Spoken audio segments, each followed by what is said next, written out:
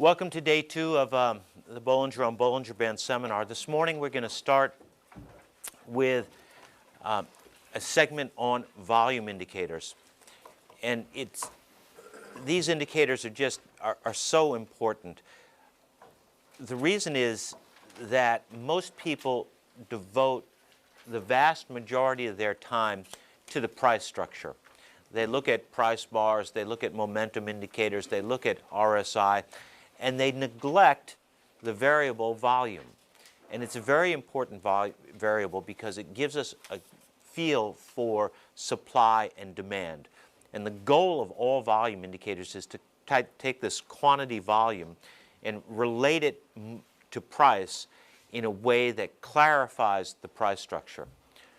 Here's a list of the most commonly used volume indicators along with their authors. I do this because programmers are strange people. For some reason, programmers have the desire to use their own language. And programmers of technical analysis software in specific have the desire to rename everything according to their own view of how the universe ought to be. So you'll find that the same indicator will have differing names from program to program to program to program. I've gone back and researched the history of all these indicators. I list them out here along with their authors. The only real way to get a handle on what's going on is to compare the formulas that I present a little bit later to the formulas that are actually used in your software. For instance, very often accumulation distribution will be called money flow in one program and accumulation distribution in another and volume accumulator in yet a third program. And there's just no consistency with nomenclature. So it's a problem that has existed in the technical analysis software since I've been in this business, and I don't see it getting cured anytime soon. So the only thing you really can do is to look at your software and figure out what names your software applies to these indicators. The indicators are listed roughly in the order in which they were developed and deployed. On-balance volume is the earliest of the indicators, typically credited to Joe Granville, who in fact brought it to public attention and popularized it. It would appear that a fellow working out of San Francisco by the name of Frank Vignola was working with a similar concept maybe a decade before Joe started popularizing it. So I've given credit to both of them here. They were both important figures in the development. But Joe Granville did more than any other technician ever to stress the importance of volume. He created not only on-balance volume, but a number of indicators that were derived from it and related to it. And in his teachings, he really taught people that a price chart without volume wasn't worth much of anything at all. That the volume added so much information that it was like, it's almost if you took a price chart and tore it in half and said, okay, use this half, but you can't look at this half. So I really stress that it's very important when you're looking at your charts to include a volume clip on the lower portion of your chart, preferably a normalized volume clip that we talked about yesterday, but certainly volume, even if it's not available in a normalized form. The next fellow to come along was David Markstein. He created price volume trend, or volume price trend.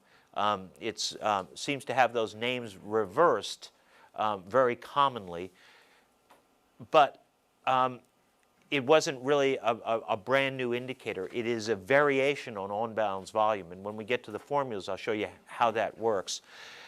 These two indicators seem to be pretty well properly named in the software. From here on out, the name switching starts. the positive and negative volume indexes were created by Paul Dysart. I say et al. Because his son had a lot to do with the process and continued on after he passed on. Intraday intensity, which is commonly called the money flow index in a lot of the software, was created by David Bastian, and accumulation distribution was created by Larry Williams. Finally, these two indicators were created in the middle 70s, early to middle 70s. And then there's a long gap in terms of new developments in the volume indicators until the mid-90s when Gene Kwong and Avram Sudak created the money flow index, which is a variation on RSI. And volume-weighted MACD was created just a couple years back. Maybe 2.5 years ago now, by a fellow working out of Indianapolis by the name of Buff Dormeyer. So that's a survey of the indicators we're going to look at. It's not a complete survey of volume indicators, but it's a very good overview of what's available out there. Remember, we talked about our technical data set. We had open, high, low, close, and volume. If I asked you to name the indicators that you used most often, the answers would come back RSI, momentum, stochastics, maybe MACD. Those would typically be the indicators that are used most often. Those are all derived purely from the price structure. There's no reference to volume whatsoever. You have to move into this group of indicators, which frankly aren't used very much, in order to start picking up volume information. Now, why is volume so important? Because it is an uncorrelated variable. It's an independent piece of information. All the other indicators are looking essentially at the price structure, whereas volume is a supply-demand indicator. So when you're searching for confirmation of your systems, for confirmation of your approach, it's an independent voice. It's not a voice that is singing the same song as all the other indicators. So if you have confirmation from a momentum indicator and confirmation from a volume indicator, those are truly two separate and independent pieces of confirmation. If you have confirmation from two different momentum indicators, it's really just one piece of confirmation. So by adding volume into your process, you can improve the robustness of your system, and you'll get less, there will be less opportunity to be trapped by a false sense of confirmation. And I think the bottom line is what it's going to result in is a greater confidence in the systems that you deploy.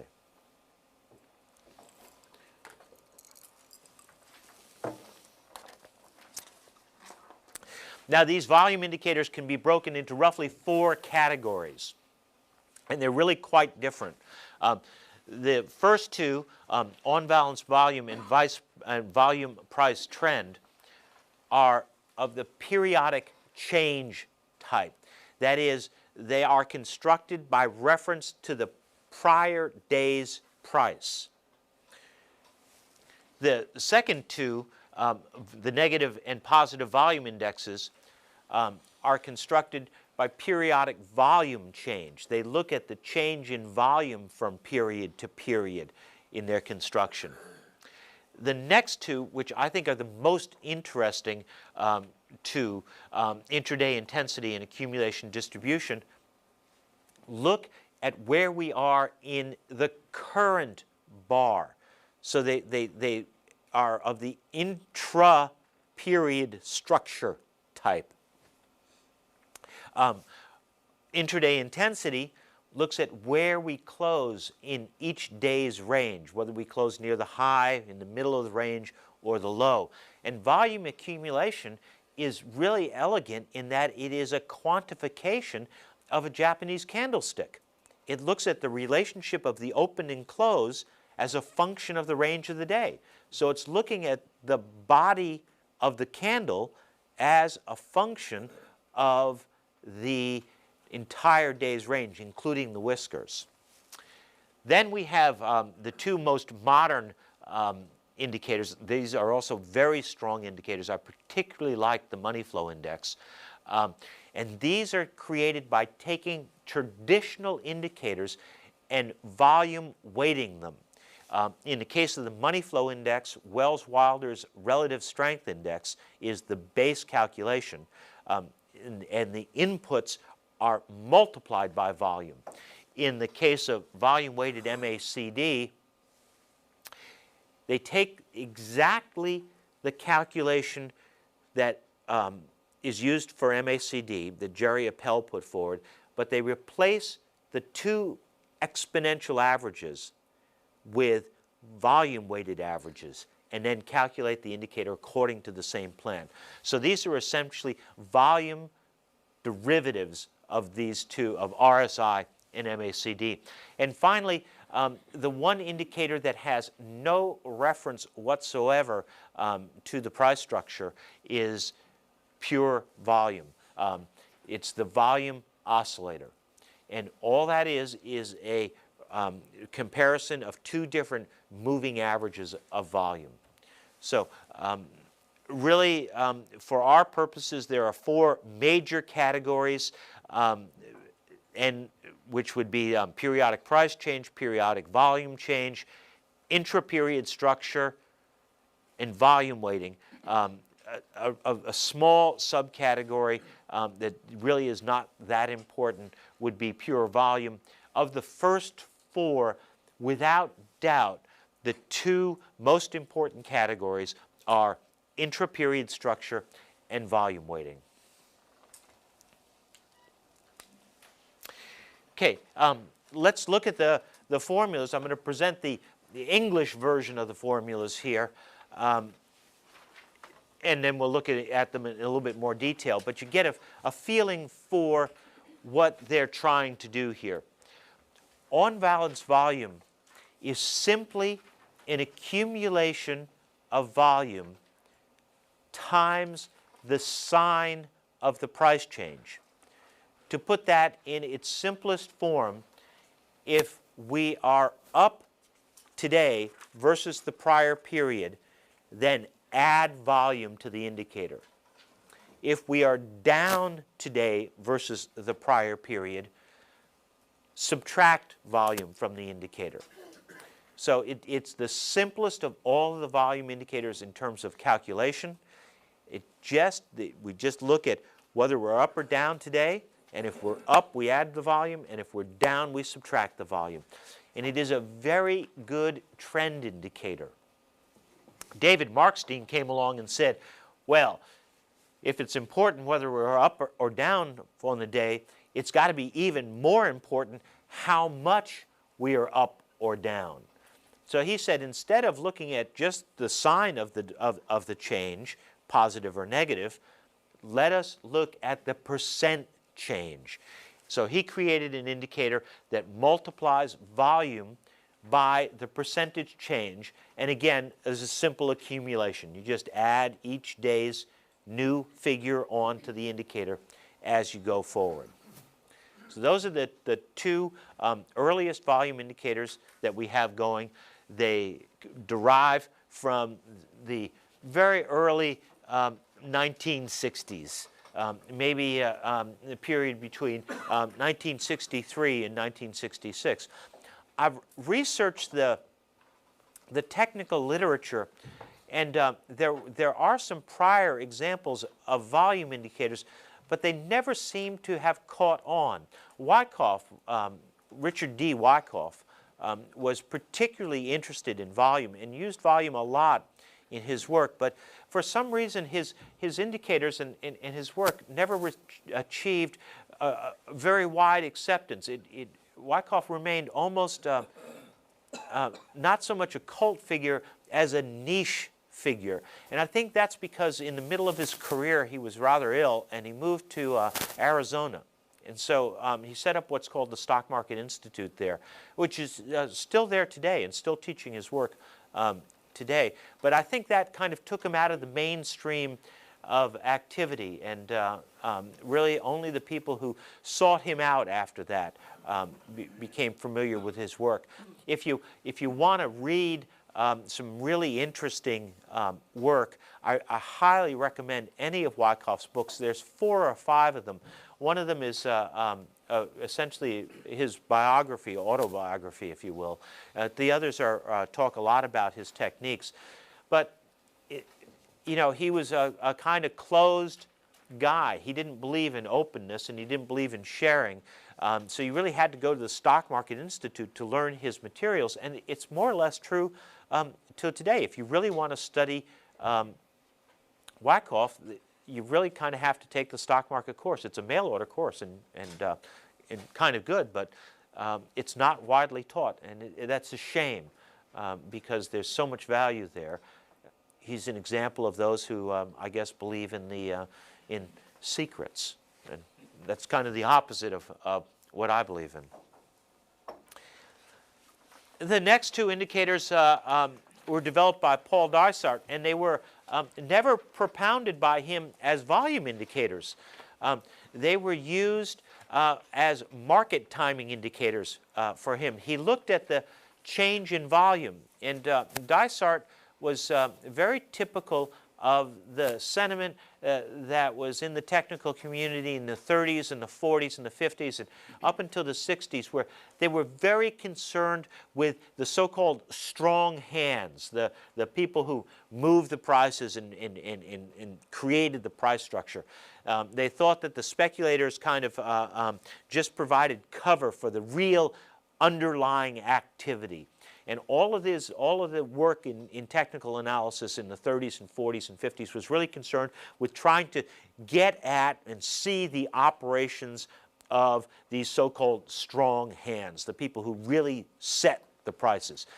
And that, in large part, comes from the idea that dominated the market in the 20s and 30s, where the pool operators were very, very strong in the market, and several large speculators had outsized impacts on the markets. It was a much less liquid market in those times, and so technicians really tried to focus on the operations of these pool operators and these kingpin speculators who were regarded as being able to really paint the tape and create the price structure that they wanted. Names that you hear in this regard are Jesse Livermore and Garfield Drew, just to mention a couple.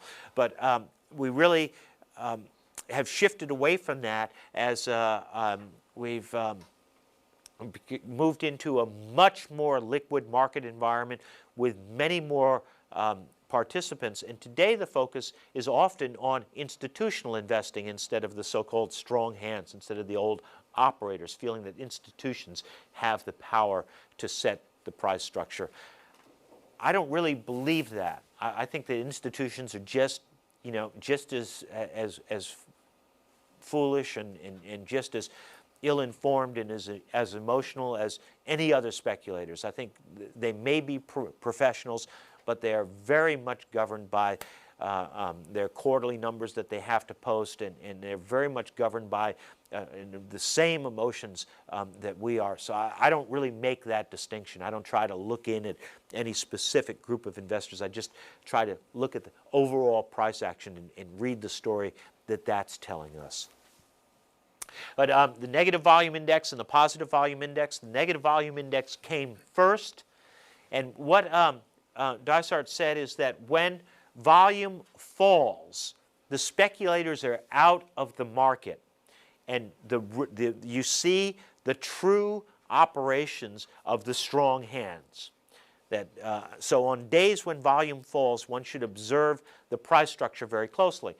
And the original negative volume index accumulated the difference between advances and declines on days when volume fell, and remained unchanged on days when volume expanded.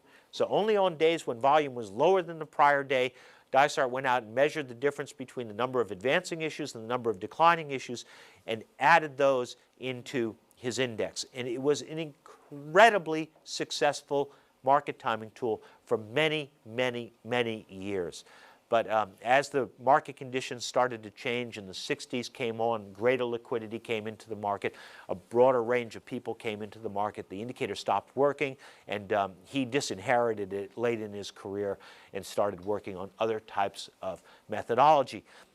Recently, technicians have taken it and applied it to the price structure. So today, the negative volume index accumulates price change on days when volume falls.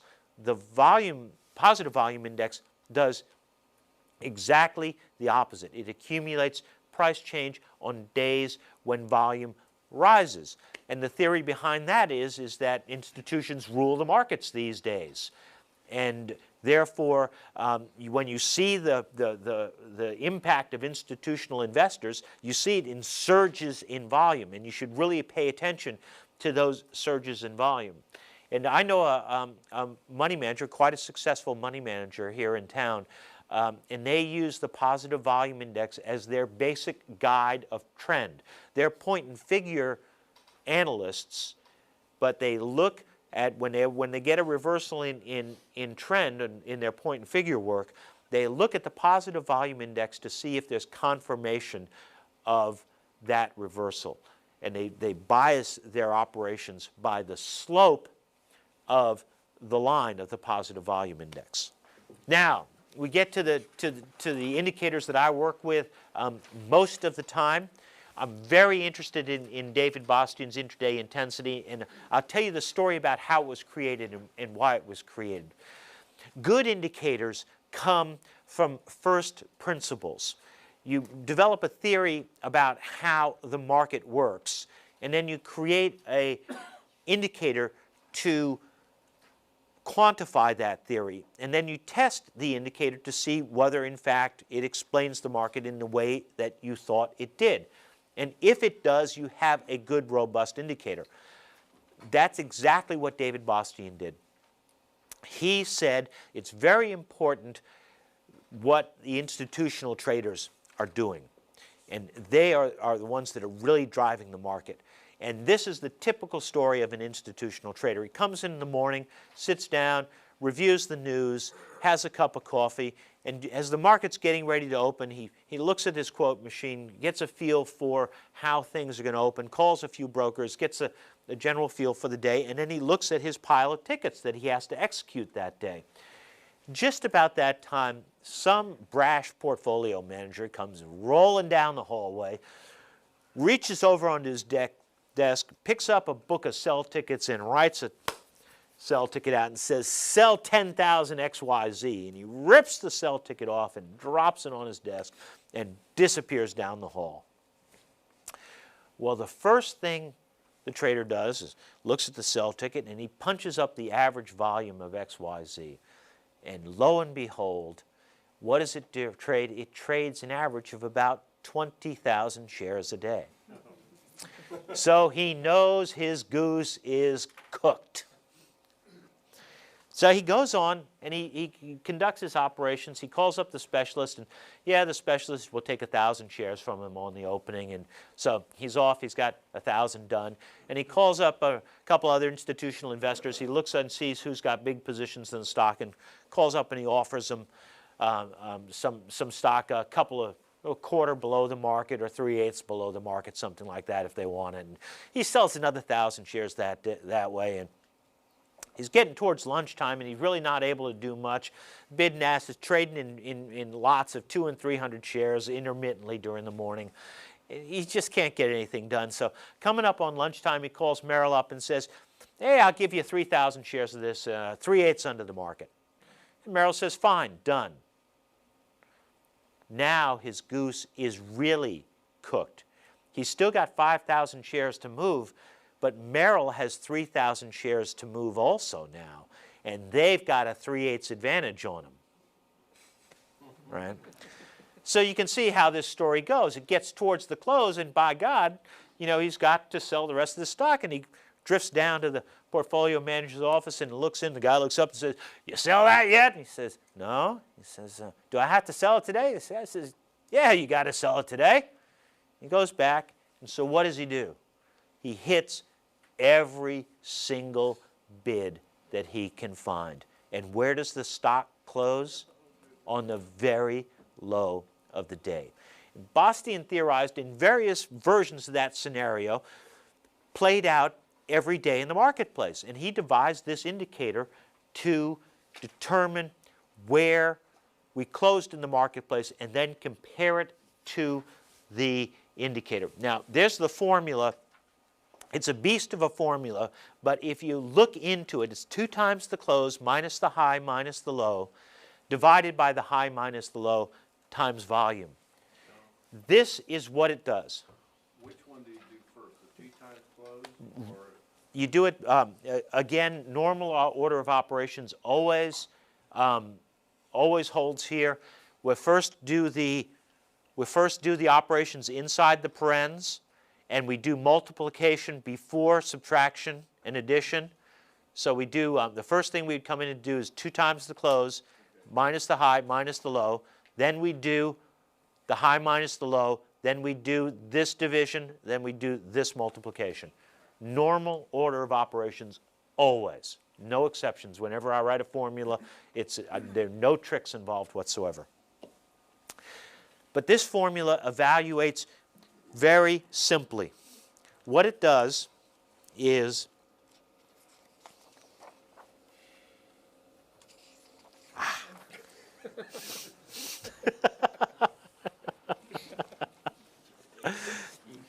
Is he union? Yes, yes, of course, and highly paid too. So here's the day's range, from the high to the low. If we close up here at the high, the formula evaluates to +1, the first part of the formula, not the times the volume, just the 2 times the close minus the high minus the low divided by the high minus the low, that piece. If we close at the low of the day, the formula evaluates to -1. If we close dead in the middle, it evaluates to 0. So this formula pays particular attention to those times when we close near the highs and near the lows. When we close in the middle of the range, the indicator doesn't change very much at all. So if we close near the lows 2 or 3 days in a row, the indicator will deteriorate very rapidly. If we close near the highs 2 or 3 days in a row, the indicator will strengthen very rapidly. So it's very responsive to developments in the price structure, and it's very responsive to the way that the price structure evolves during the day.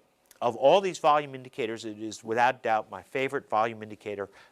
Perhaps the number 2 volume indicator that I use would be MFI, which we'll talk about on the next clip.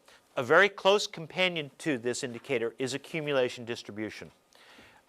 Accumulation distribution runs on the same idea as the Japanese candlestick. It is very concerned with the relationship of the open and the close.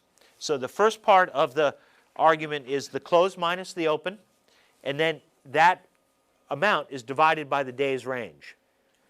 So if we open on the very low of the day and close at the very high of the day, that portion of the indicator will be +1. If we do the opposite, if we open on the very high of the day and close on the very low of the day, it'll evaluate to -1. And then, obviously in between, it'll gradually blend from +1 to -1, depending on the relationship of the body. The larger the body, the greater the difference between the open and close, the more impact that day's trading is going to have on the indicator. It was created by Larry Williams, and it's still very widely used. I find that in today's market, intraday intensity is a bit better in terms of resolving the price structure. Depending on what stocks you trade and your style of trading, you may find that accumulation distribution is a bit better for you. And they both seem to be measuring the high and the low bars. Is That's correct. They're both functions of the day's range. Intraday intensity focuses on where we close in the range, and the accumulation distribution focuses on the relationship between the open and the close inside that range. Right. It doesn't weight the close. No, it does not weight the close. Here we go, MFI. Kwong and Sudak, in an article in Technical Analysis of Stocks and Commodities in 1996, proposed this variation on Wells Wilder's Relative Strength Index. I give you the formula, but just note how simple the basic idea is. All of this 100 minus 100 and the 1 plus, all of that just gets it to span between 0 and 100. It's just a normalization function. The heart of the indicator is this piece right here. Positive price times volume and negative price times volume. What they're looking at on days when price rises, it accumulates price times volume, and on days when price falls, it accumulates price times volume. And then it compares, and then it sums those two different columns over time and compares the amount of volume on up days to the amount of volume on down days.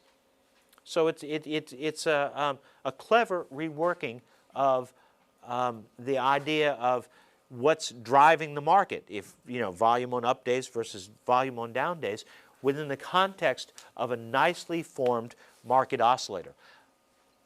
And then volume-weighted MACD, again, a very, very new indicator. You'll find it in almost none of the software at this stage of the game, but it's rapidly gaining notoriety. It's been written up in Technical Analysis of Stocks and Commodities recently. All he did is, this is the typical formula for MACD. He just replaced the exponential average with a volume-weighted average. And the volume-weighted average is really quite simple to calculate. It's simply each day's close times the volume divided by the volume for all the days. So if we were calculating a 12-day version of it, we'll multiply the close each day by the volume and then divide it by the sum of the volume for those 12 days. So it's called a volume-weighted moving average. And again, another very interesting indicator. It's kind of brand new, not a lot of experience with it yet, but it seems to work quite well indeed. The question is whether MFI is the same formula that Laszlo Barini calls money flow. And that's actually quite a different concept. The concept that Mr. Barini calls money flow was actually developed by Don Warden in the early 1960s. And he called it tick volume at the time. And at the time, the transaction volume was small enough on the NYSE that you could actually get a printed record of all the transactions the next day. And what he would do is he would go and multiply each transaction by the amount of volume that was created in that transaction and then form an indicator from that. So it takes each and every trade into account. Don stopped using it in the middle 1970s when he felt that it just wasn't gaining in traction anymore. It just wasn't adding volume anymore. And it widely fell out of use for, about 10 years.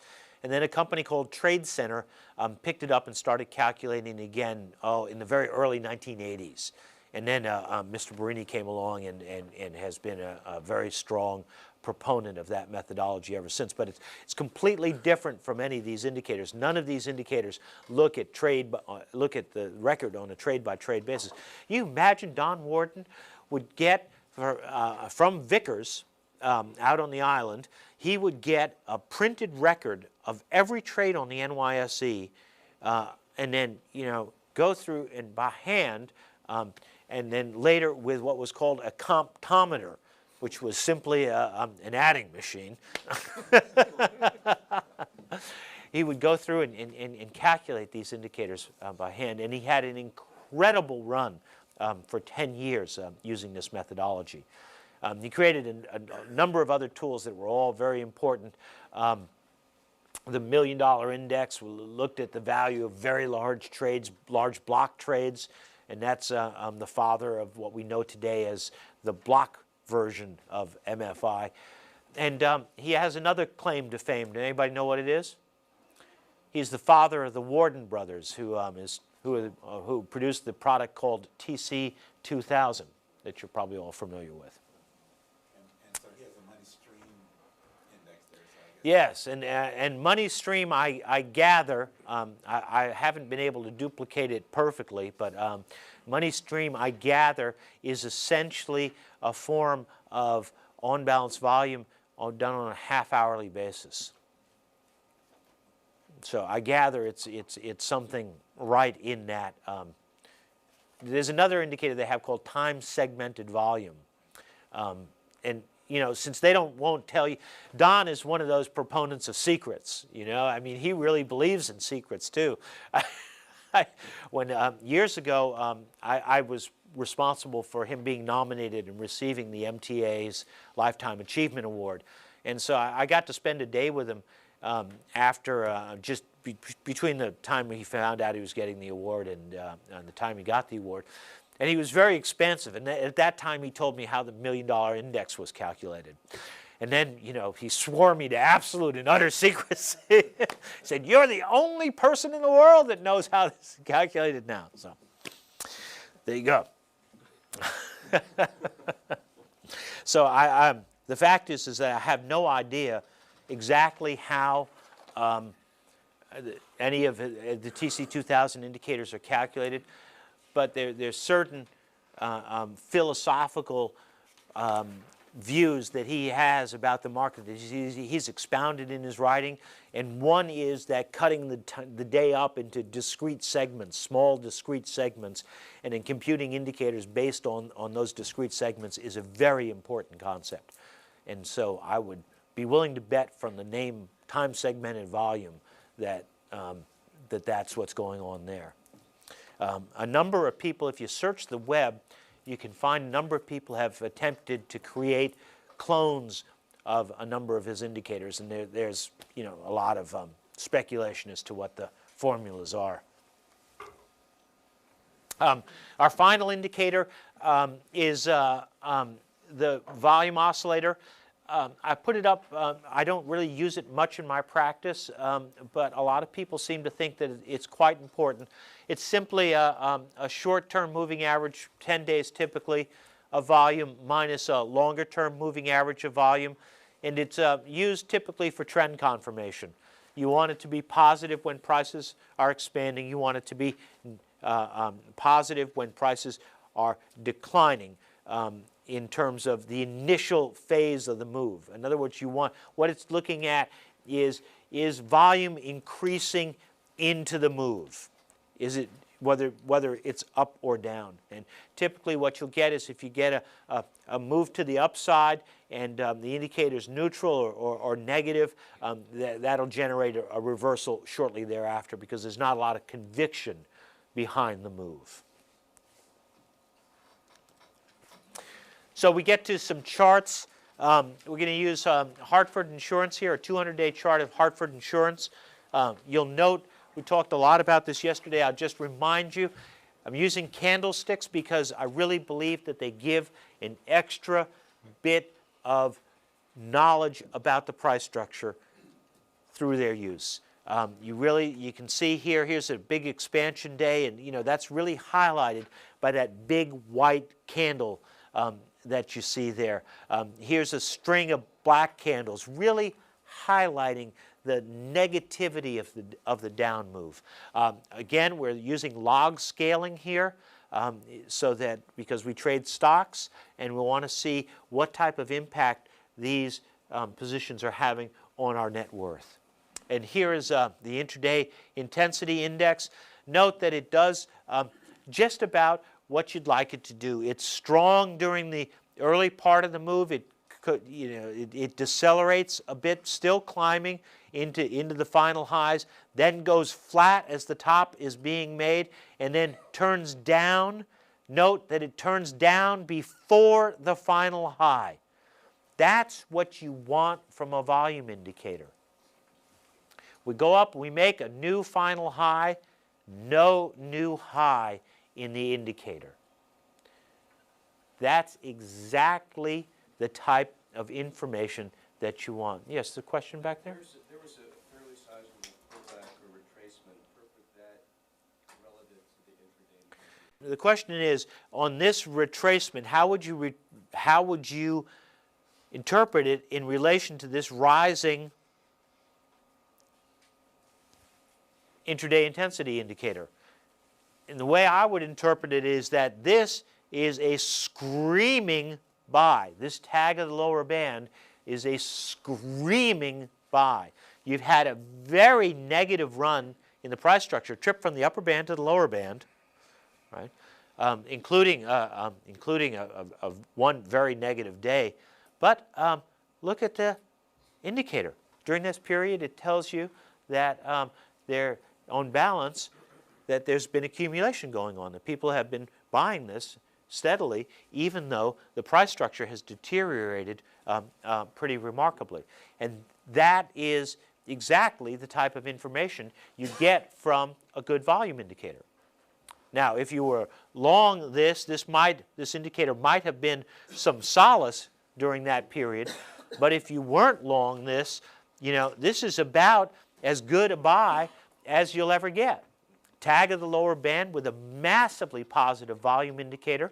We'll talk about a system based on this type of approach a little bit later.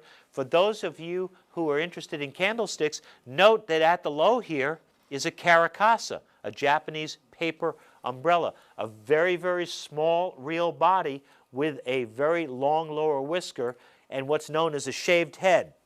No whisker above the body.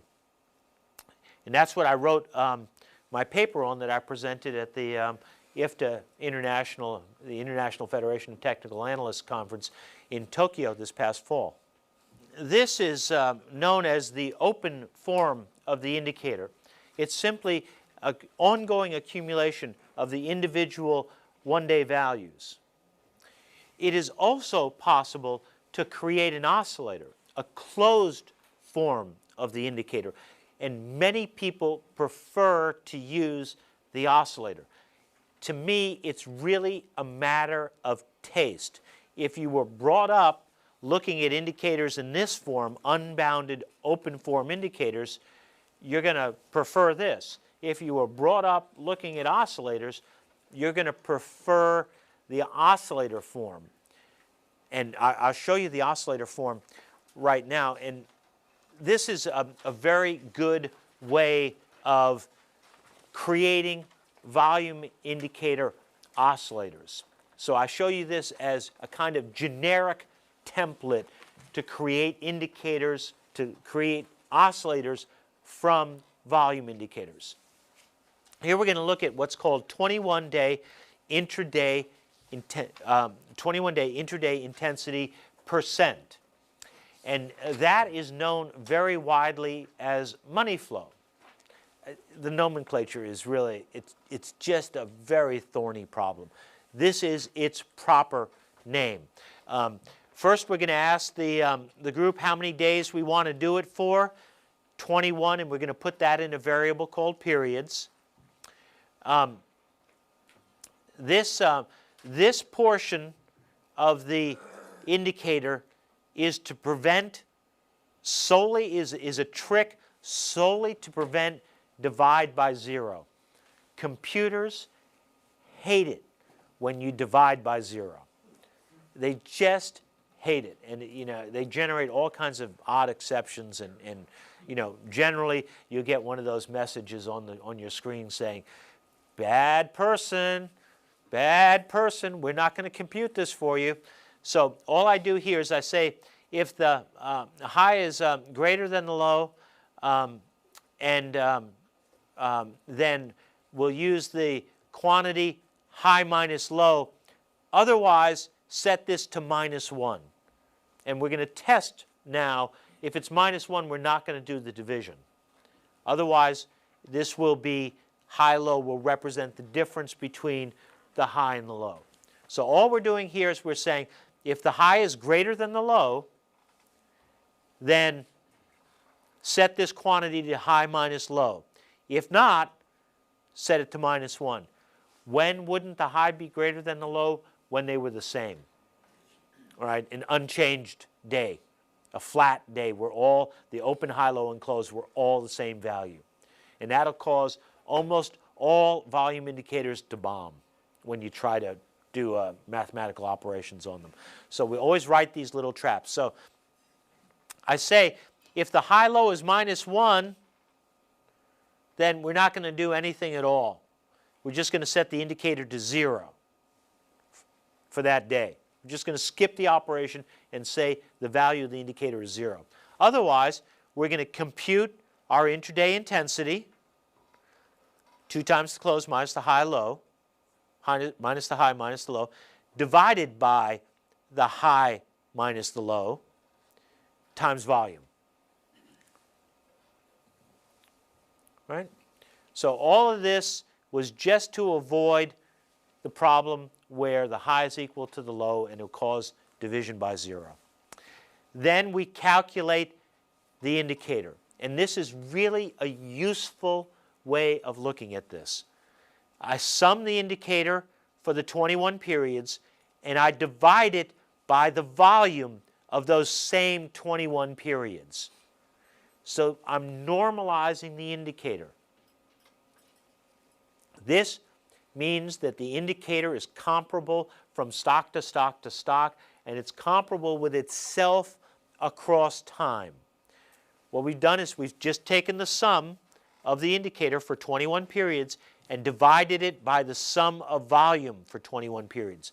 And you'll find that this indicator in normal operating conditions has a range of roughly +25 to -25. So in a very strong market, intraday intensity will be about 25% of the total volume. And in a very negative market environment, 21-day intraday intensity will run about -25% of total volume.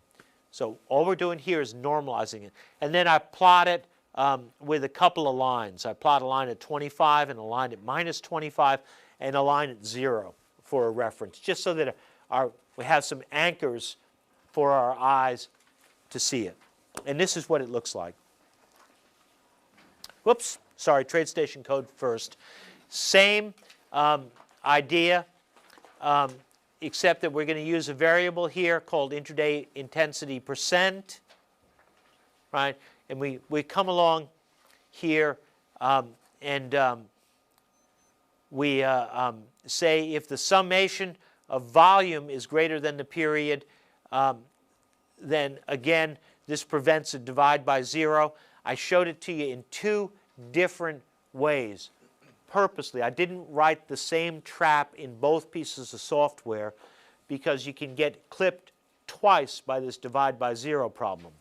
You can get clipped if the sum of volume is greater is 0 because we're going to divide by the sum of volume here to normalize, and you can get clipped if the high-low is equal to 0. So I showed you the trap for the high-low in the metastock formulation, and I show you the trap for 0 volume here in the trade station formulation. Otherwise, I just thought it would be way too much code. You know, we'd be getting into many, many lines of code. So we just say intraday intensity % equals the sum of our one-day indicator for the period divided by the sum of the volume for the period. I always multiply it by 100 so that it scales more nicely. Else, if the volume is 0, then we're just going to set the indicator to 0 so that we don't get the trap. And then we're going to plot intraday intensity % and the 2 reference lines.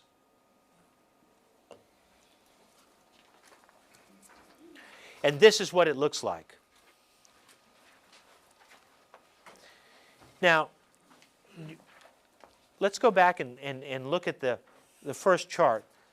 Remember during the first half of this, or a little bit more than half, this chart, this line is rising.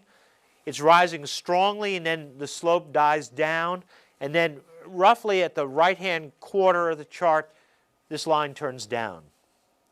So let's look at what that looks like in an oscillator form. Strongly rising, less acceleration, turns down. Right? So it's basically the same information, but deployed in a different manner. You can see here's our 25%. That says we're very strong. Here's our minus 25%. That says we're very weak. Here's the classic buy, tag of the lower band with a strongly positive indicator. Here's the classic sell, tag of the upper band with a negative indicator. And if you remember how, in what structure, in what form from yesterday do markets top in? What's the idea that we use? 3 pushes to a high. 1, 2, 3. You'll see it time and time and time again. The same information is being conveyed. It's just in a different form. I can't tell you which will be more suitable to you, but clearly here, to me, we come here. I'm looking. I've had one push to a high. I've had a second push to a high. I'm on alert. I'm saying, well, are we going to get 3 pushes to a high? Is this going to be a top here? And then I'm looking down at this indicator, and it's saying, whoa, wait a minute here. We're swung negative here after having been massively positive here. And you can draw trend lines on these indicators too. You can draw this trend line here, and all of a sudden you have a very sharply declining trend line here. Help clarify them. The ones that I like to draw are the ones that we also showed you yesterday. A line here to emphasize the fact that we're spending all of our time above the zero line, and a line here to emphasize that now we're spending all of our time beneath the zero line. So those are kind of like visual aids to remind me when I go back to look at these charts that if you use the smart charts in any of the software, then it will save those lines. And if you have a line drawn here saying that we're really positive, when you start tagging that line, all of a sudden it really reminds you that you've seen a trend shift. You've gone from a positive environment to a negative environment. John? Listen, what would make you think that that would not be the 3 push or high? Because this is also down here. Well, you can count this as 3 pushes to a high, and in fact that's true, right? Because you never make any progress after this one. I mean, these things are often, well, in essence, they're often fractal. The price structure repeats itself.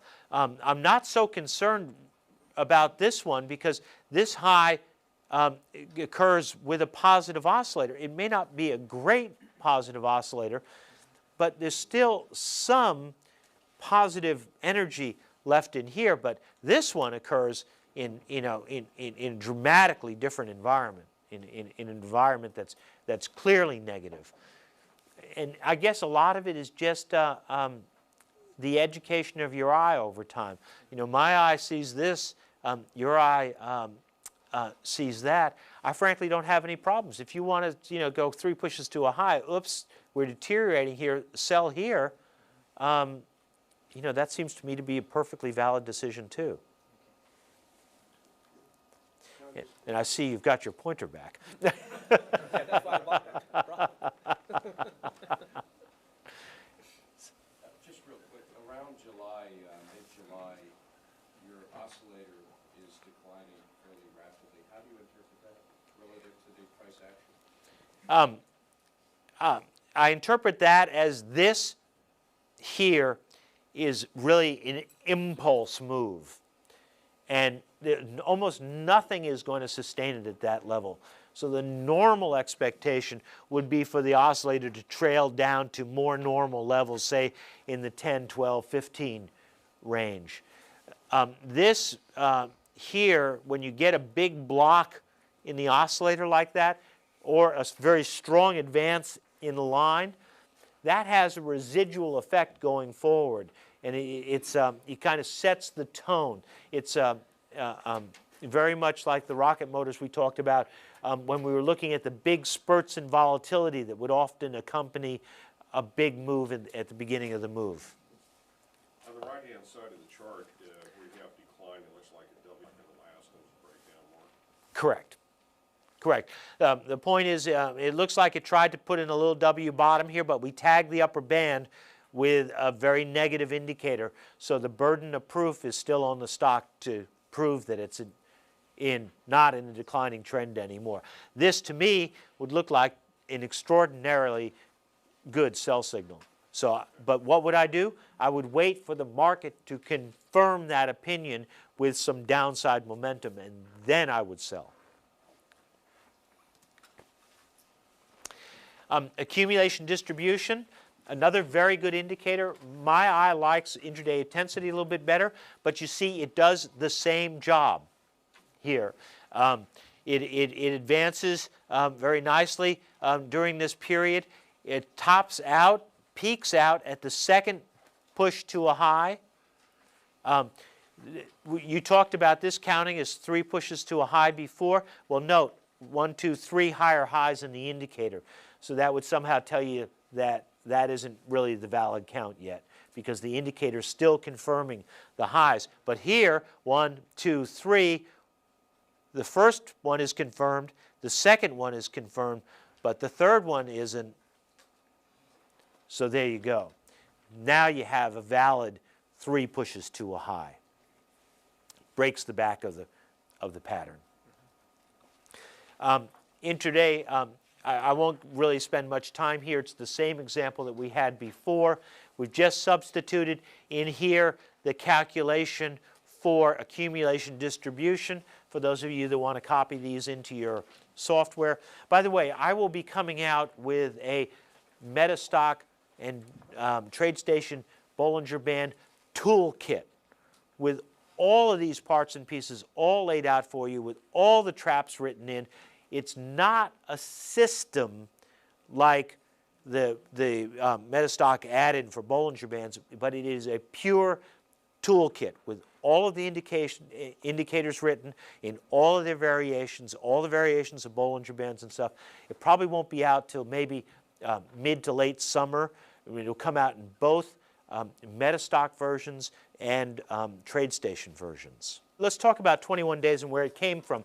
When I first came into this business, there was a very widely deployed market timing system that used 20 days for the Dow Jones Industrial Average, and it compared the average within percent bands and to an accumulation distribution, I'm sorry, an advanced decline oscillator and an up-down volume oscillator. And it was very popular and it was quite accurate and worked very well. And that's kind of where my focus on 20 days came from. I asked both the creator of that system and a lot of other people who were working in similar ideas at the time, and their feeling and my feeling was that 20, 21 days, 19, 22, somewhere's in there, it was a very good description of the intermediate term trend of the stock market. Because when you're constructing these, what you're concerned with is a description of the intermediate term trend. You're not trying to find an average that gives a good crossover. You're trying to find a trend descriptor. And for U.S. stocks and averages, something right in there, I kind of vacillate between 20 and 21 myself. I've seen it explained that it's the number of trading days in a month, and that's the key. I've seen other people try to explain it that it's the number of trading days in a lunar cycle. I mean, there's a lot of explanations for it out there. I like it because when you test it as a trend descriptor, you get a very high correlation to it being positive during uptrends and being negative during downtrends. And so that's the kind of statistical test that I apply to it, and I've stuck with it. In a similar way, when I came into the business, the 50-day average was typically used for volume. And I've stuck with that because I've never found a better combination to use, and it seems to work very well. Here's the trade station code for accumulation distribution. Again, it's the same as the example for intraday intensity, so I'm not going to dwell on it for you here. Nonetheless, again, I wrote the trap for the divide by the 0 for high-low in the metastock code, and I wrote the trap for divide by 0 volume in the trade station code. Here's an example of 21-day accumulation distribution. Again, you can see it's just as strong and just as robust as 21-day intraday intensity. I prefer the intraday intensity. You may prefer the accumulation distribution. It's really a matter of personal preference. They're both very good, very strong units. The same types of signals remain positive during this pullback, turned again very strongly positive. What's key to me is that it called this right, 3 pushes to a high, no confirmation on the 3rd push. That's very, very important to me. So my personal choice is intraday intensity. You may choose accumulation distribution. Here they are compared so that you can see how they work together. Whenever I'm trying to figure out which indicator I ought to be using, this is how I do it. I just put them both up and look at each other and see which one would have made me more comfortable with the types of decisions that I was trying to make. Which one is which there? This would be accumulation distribution. This would be intraday intensity. For me, intraday intensity did a little bit better job during here, but accumulation distribution did a very nice job over here. So, On a day trading basis, which indicators you prefer? I've used both of them on a day trading basis. I have exactly the same opinion. It's just a matter of which suits your style. And even more than that, it's a matter of which suits the stocks you trade. That's very important. So, you know, there's a ton of different stocks, and they have different trading characteristics. You may find that for the kind of stocks that you trade, one of these will work dramatically better than the other. What about index trading? For index trading, my choice would be intraday intensity. I firmly believe in picking one and using it. I'll have a volume indicator, I'll have a momentum indicator, and that's about it. Double counting just confuses me. 14-day money flow. Here's the trade station code. I have it in 2 blocks. In the first block, we accumulate the plus changes. I say if the close is greater than the next close, then we accumulate the close times the volume and the plus change and put a 0 in the minus change. And I say if the close is less than the prior close, we put close times the volume in the minus change column and 0 in the plus change column. And if it's equal, then we put 0 in both columns. So what we're doing is we're running 2 columns here. One of plus changes, one of minus changes. This block fills the plus changes. This block fills the minus changes. This block is only active if we're unchanged on the day. And then here's the formula. It's a little hard to recognize, but just look, here's the sum of the plus changes divided by the sum of the minus changes. And that's just wrapped into Wells-Wilder's little normalization function for RSI. So again, I've just created 2 columns, 1 column for plus changes, 1 column for minus changes. I then sum those columns and create the indicator from those sums. Yes, Metastock has this indicator MFI in there, and it's correct and it works perfectly, so no purpose to. Just a little confused between the code 1 and the code 2.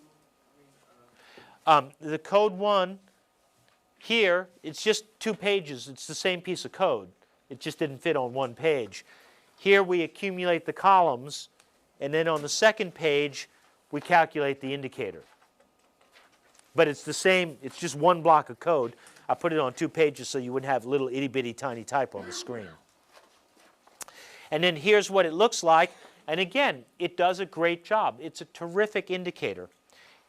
Very positive during this period. Note it didn't turn negative during this pull down, just got back to the 50 area. And then look here how beautifully it diagnoses the 3 pushes to a high. Well confirmed, less confirmation, unconfirmed. 1, 2, 3, boop, boop, boop. It's as nice a job as you're ever going to see. Don't take the, for Wells Wilder's RSI, we use the levels of 70 and 30. They're not applicable for money flow. For MFI, use 80 and 20 instead as overbought and oversold. The indicator is more volatile. It's not quite as smoothed as the RSI, so that we need intervals that are a little bit wider. Here's the code for volume-weighted MACD. I've just substituted the exponential averages with the sum of close times the volume and divided it by the sum of volume. I purposely left out the divide by 0 traps. I just wanted to show them to you once. If you wanted to be, you put them in, but I don't think they're necessary for the example of how the indicator works. It's the same thing for TradeStation.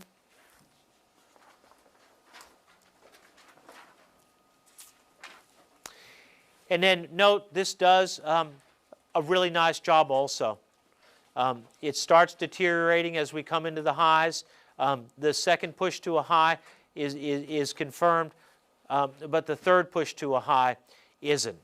Now, the problem with this type of approach is that the smoothing in MACD produces a time lag. So you're going to see that the peaks don't line up as well as you would expect them to. All right.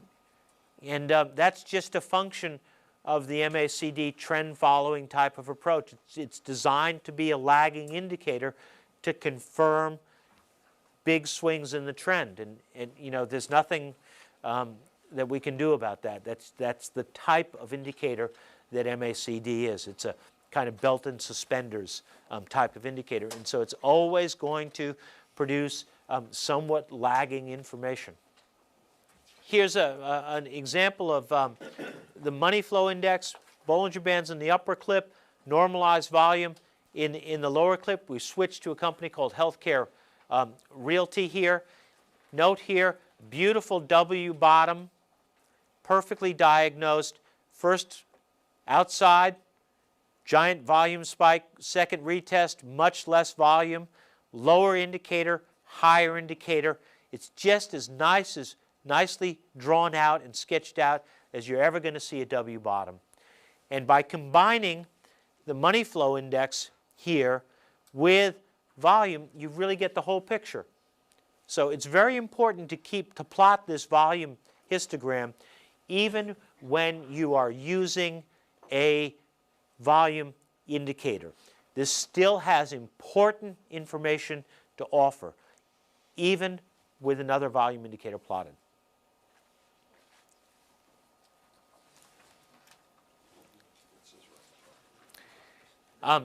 Here we go. This is Pfizer, as Pfizer was making its top.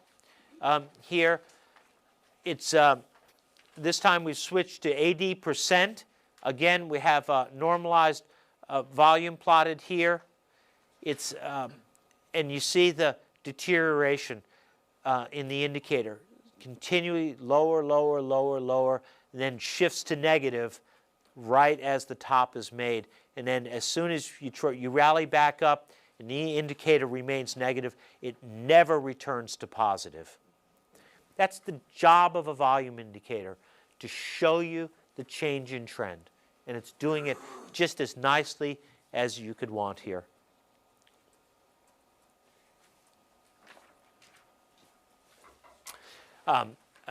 Another example of how these indicators are so useful. Remember yesterday I showed you a chart that I said could not be diagnosed, right? It was this stock. It made Ashland Oil. It made a triple bottom. The final low came outside the lower band, so we couldn't call it a complete W bottom.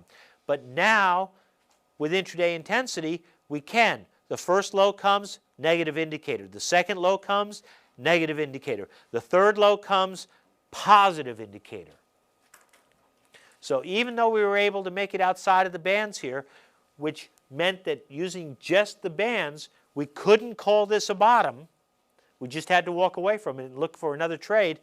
Now, with intraday intensity percent, we can say, yes, that is a bottom. And that's the purpose of these volume indicators.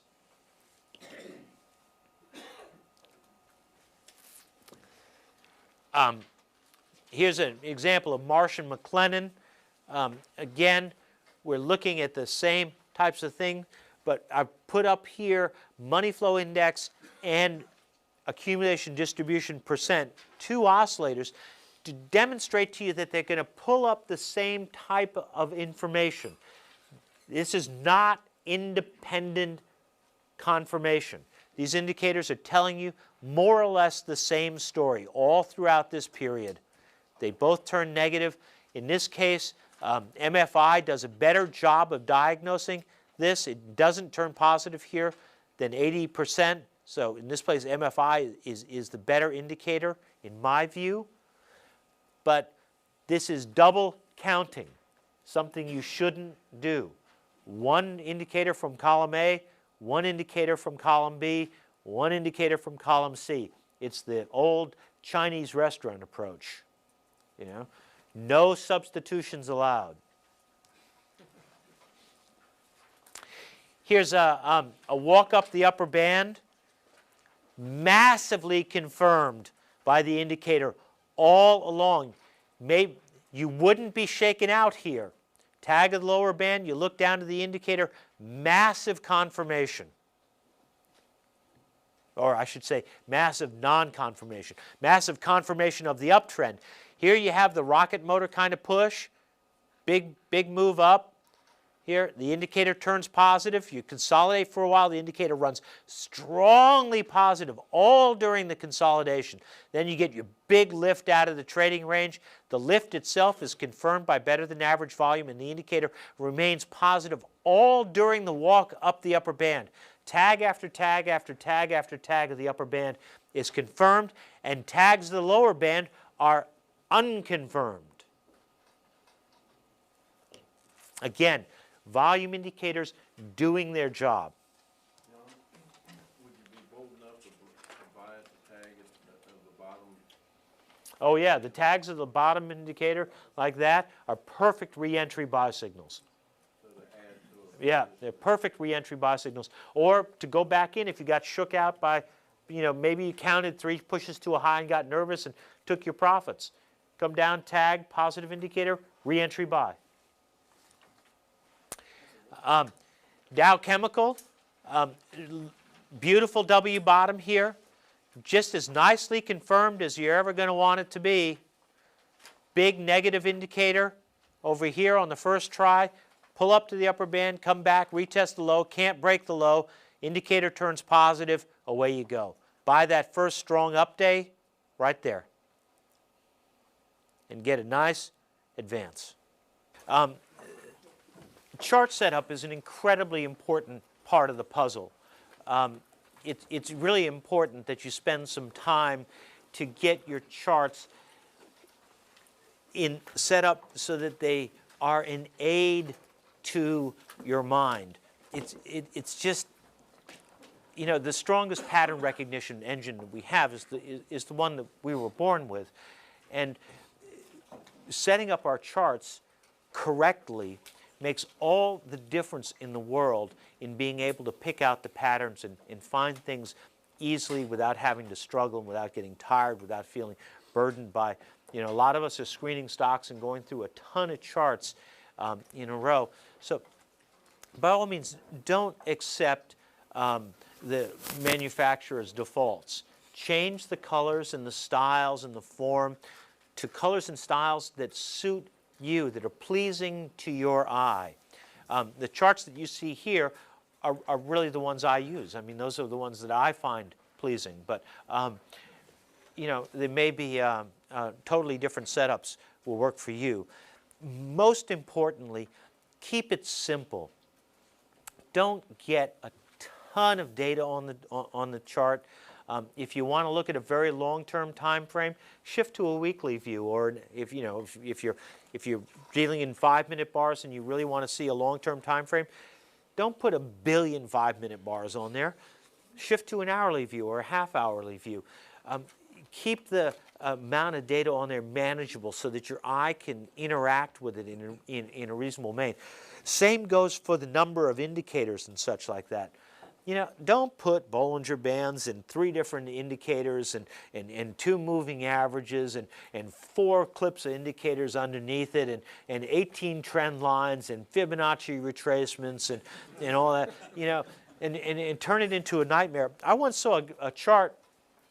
A guy came up to me, big, beautiful thing. It was done on one of those giant Hewlett-Packard plotters, and you know, just a gorgeous chart. And there were about 10 million lines on it. You know, and you know, literally that chart could support any decision you wanted to make at any point on that chart.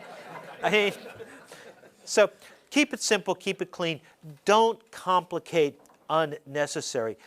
Don't duplicate one indicator from each category. Chinese restaurant approach, one from column A, one from column B, one from column C. A momentum indicator, a volume indicator, so on and so forth. A sentiment indicator, whatever your personal biases are. You know, don't double count. It doesn't generate confirmation. Use log scales unless you're trading futures, where you should use linear scales. Use volume. Always, if you can get it, plot volume.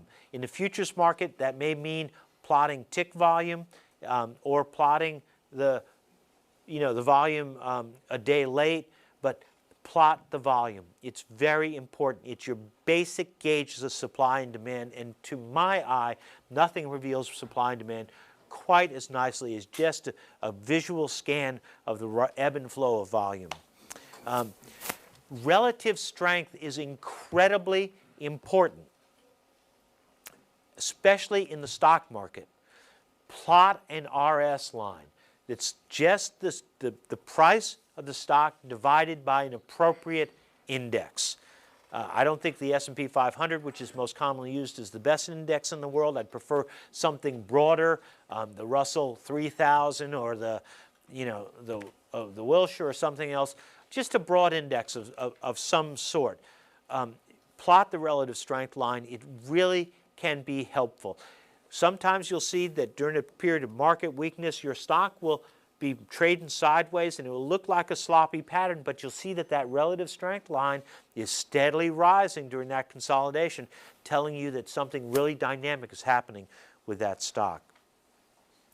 Usability is paramount.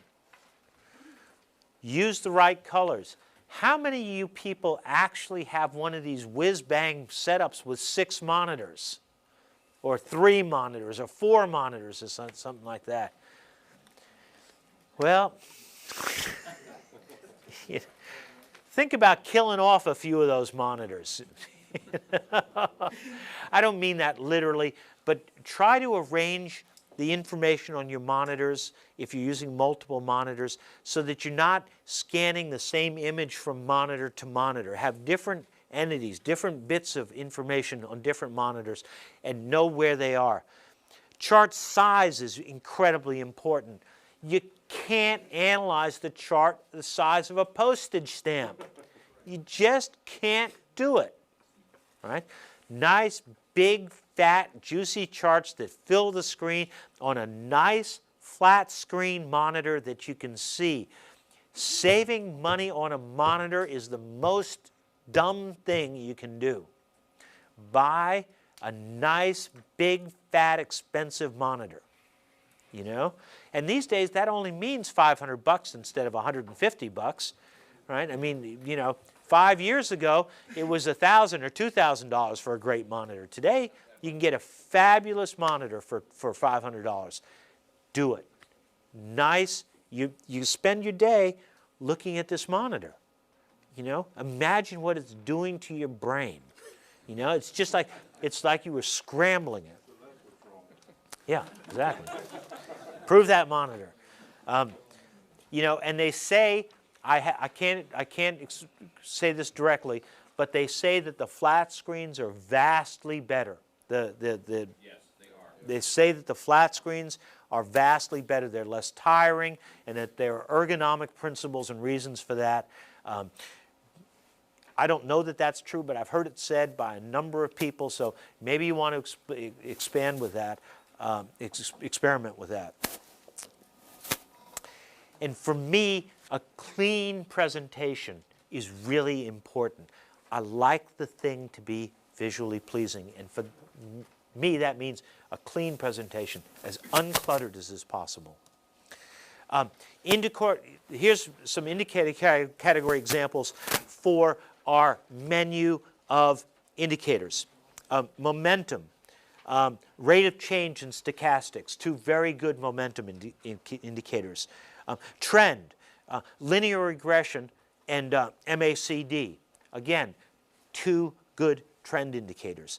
Sentiment, surveys, the AAII survey or the Investors Intelligence Survey, something like that, can be useful. Put call ratios, even for individual stocks, can be very, very, very useful. Larry McMillan has done a ton of interesting work in that area. Volume, open forums, plot them up with a price structure. Don't plot them in a separate clip. I plotted them here in a separate clip for illustration purposes so you could see them separate and clearly. Plot the open forum volume indicators up with the price. You'll see it'll inform the eye in a really unique and interesting way. Intraday intensity, accumulation distribution, open form. In the closed form, I chose two that were only closed form, MFI and volume-weighted MACD. My own choice would be maybe to use accumulation distribution as my open form volume indicator, and then use intraday intensity percent as my closed form volume indicator. Although I tell you that money flow index, the way I presented it to you here, works very well. Overbought, oversold, nothing better than the commodity channel index. That works really well. And RSI at the extremes, when it makes really big readings and really little readings, is very useful. But one from column A, one from column B, you know, pick just 2 or 3, use those. Don't clutter yourself. I heard it said that you can't juggle more than 7 pieces of information successfully at one time. I think that that's correct from my own practical experience. So think about that. If you have more than 7 things on your screen, you're probably making a mistake. Here's a couple examples of chart setups that I use. Again, they're pretty simple, pretty straightforward chart setups. I like a clean presentation. In the lower clip here, I have a normalized volume with a reference line drawn at 100. In the middle clip here, I have 21-day accumulation distribution. In the upper clip, I have price, drawn candlesticks, logarithmic scale, Bollinger Bands. I always color the upper band red and the lower band green. It's just the way I learned to do it. So, and I always make my moving average blue. Those colors are intuitively correct for me. Find what's intuitively correct for you and use those. This black line here, that's that relative strength line I told you about. Relative strength of this stock, in this case, to the S&P 500. Here's another variation where I plotted one of the open form volume indicators in the upper clip along with price. And look how beautifully this informs the eye here. This is AT&T, comes down, makes a new low. Well, look where the indicator made its low, over here. I mean, and what's happening here? The indicator is turned and is in an ascending pattern here. The retest just pulls back, looks like about a 1/3 retracement of the gain the indicator's already made. So plotting these open form indicators up with the price structure can really sometimes help the eye analyze what's happening. Nicely confirmed here by what's happening with volume-weighted MACD. And again, normalized volume. I never plot a chart that doesn't have normalized volume on the bottom. Can you explain more on the open and close? What do you mean by open and close? The open indicators are the ones that rise and fall at will, and the closed indicators are the ones that act like oscillators. That's the same with the Intraday intensity is in its open form. In its closed form, we call it intraday intensity %. So in one, it's a line free to rise and fall as it will, and the other, it's an oscillator around the zero line. Another example of a closed form indicator would be MFI, or the relative strength index. Another example of an open form indicator would be on balance volume, or the relative strength line when it's the price of the stock divided by the index.